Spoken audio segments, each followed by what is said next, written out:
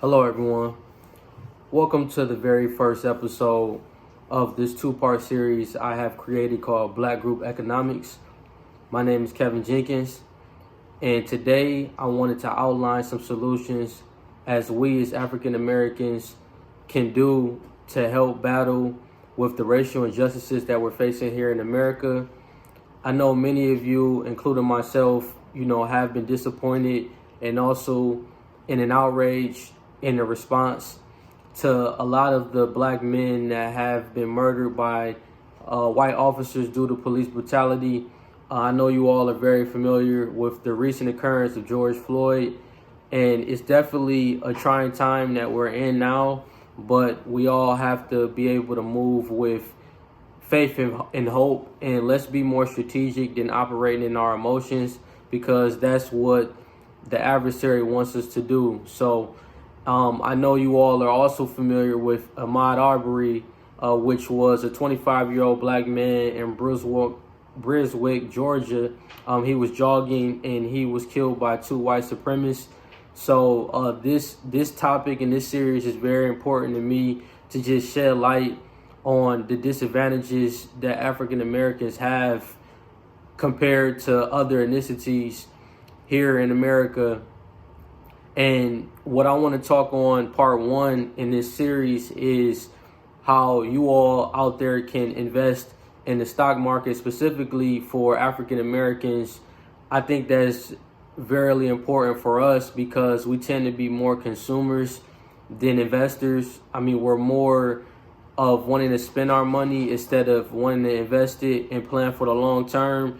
And it's a lot harder for us because whether you're living in a disadvantaged community, you may not be exposed to many resources as another individual that lives in a suburban area that may not look like you. So this series is for you. This series is important to me because I want all of my black and brown sisters to be able to economically move with a purpose, so you can be able to make changes in not only your family but your communities.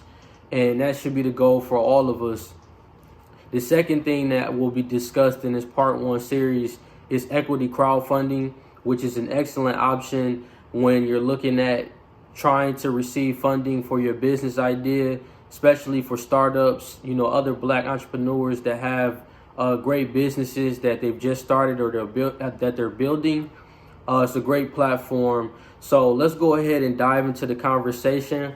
With investing in the stock market, the reason to me why it's so beneficial is because you can create what's called residual income. What residual income is being able to produce income over a long period of time off of an investment, such as receiving dividends quarterly if you're investing in a company or a corporation. Another benefit is your money is working for you. You don't physically have to work for the money. Of course, investing in the stock market, you do want to be able to analyze and research a company and making sure that you're doing the proper research to make sure that it's a sound investment. But overall, your money is working for you over a long period of time.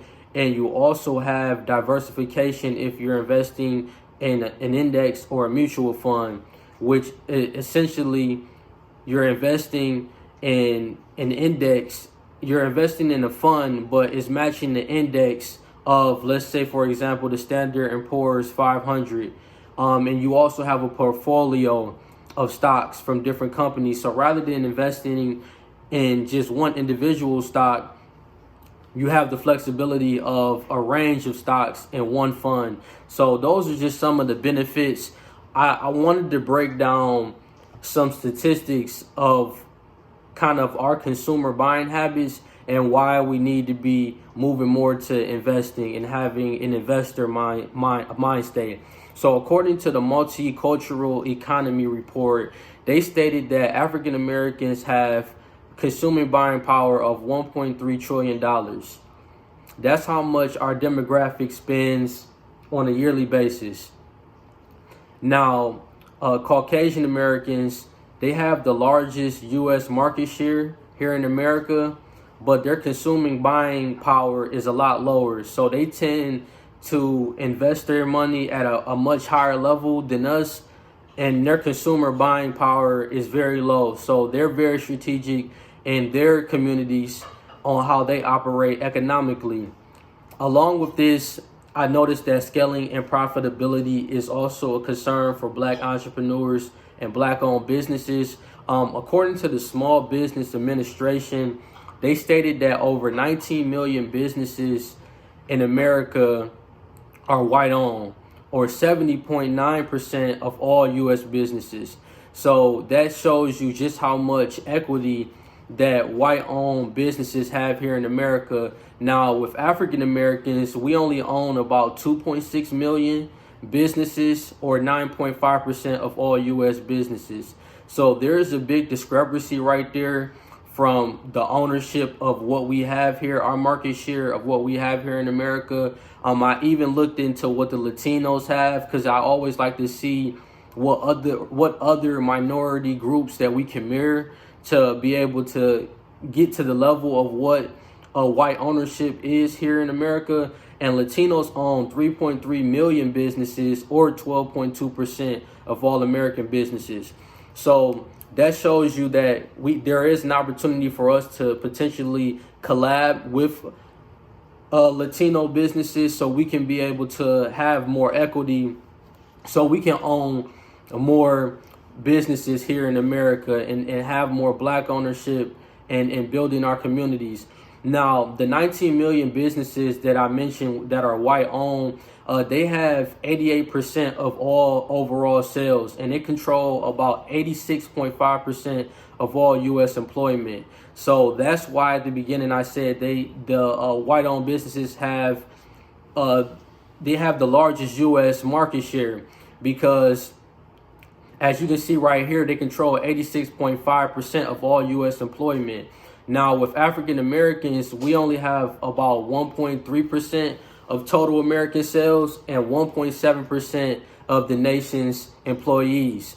So we have to be able to employ more Black entrepreneurs, just other Black and brown people in general, because we only own 1.3% of all U.S. employment, compared to Caucasians that own 86.5%. So that's another room of opportunity for us to be able to not only start a business, but let's look at ways of how we can employ other Black individuals to help grow our economy as people, as a group. Now, Latino businesses, they have 4% of U.S. sales and 4.2% of all U.S. employment. So they tend to employ a little bit more people than us.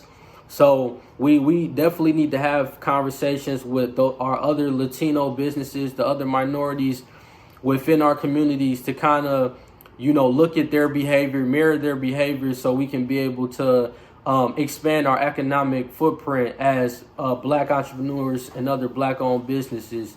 Now, the reason why this is so vital is because businesses with paid employees, they have a bigger economic footprint than other companies that don't have any employees.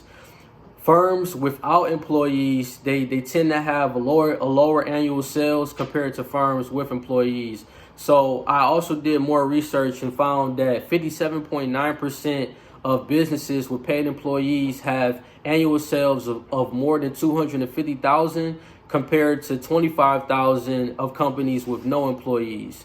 So the solution for Black-owned businesses, in my opinion, is we have to employ more employees, whether they're Black or white, within our communities. We also have to be able to increase our revenue, and we have to gain support from other lenders and equity crowdfunding platforms and investors, which leads to my next point. I believe that equity crowdfunding is a great opportunity for Black entrepreneurs to be able to receive funding for their business ideas. Now, for those of you that may not know what equity crowdfunding is, it's a way of being able to receive funding that's usually given to startups, entrepreneurs, early stage companies, and they also can give non-traditional investment funds, which are usually related to real estate exposure. And this is really how you can be able to raise lots of money, for your company. Now, each individual that participates in crowdfunding, they tend to have a small investment of $1,000 or sometimes lower, just to receive consideration for their ideas. And usually when a company is looking for crowdfunding, an entity is essentially issuing equity for their company stock to participating investors. Now, early stage crowdfunding, it can be raised through a combination of debt and equity. During an equity crowdfunding round, usually an entity's valuation is a function of the dollar amount raised against the amount of equity offered. So, for example, in a funding round, let's say you have a company that's trying to raise $1 million in exchange for 30% of their company's total share. Their company is essentially valued at $3 million.